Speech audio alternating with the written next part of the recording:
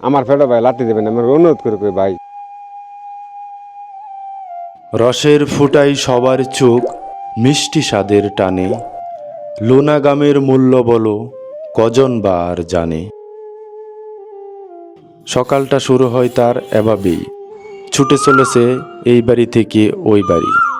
এক চ্যালেঞ্জিং পেশায় নিয়োজিত গাছি লিটন মিয়া। নিজের গাছ নেই, অন্যের গাছ থেকে সে রস সংগ্রহ করে, বিনিময়ে অর্ধেক রস দিয়ে দিতে হয় গাছের মালিককে। এই কনকনে শীতে জীবিকার তাগিদে লিটন মিয়া একা বসে রয়েছে গাছতলায়, একটু নিরাপত্তার জন্য। দেখুন আমি লাগে আমি কষ্ট করে আমি গাছ কাটি বালা রস খাবার লাগিয়া, আমার আদি বেঙ্গালান রস খাওয়া ভেঙ্গা আমি সকালবেলা আদি সব খালি। এবেলা মনটা কিরম লাগে ভাই আপনারা জানেন ভাই।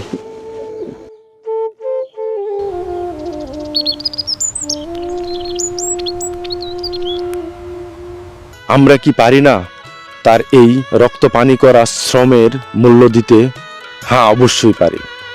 একটু বিবেক জাগ্রত করলেই হয়।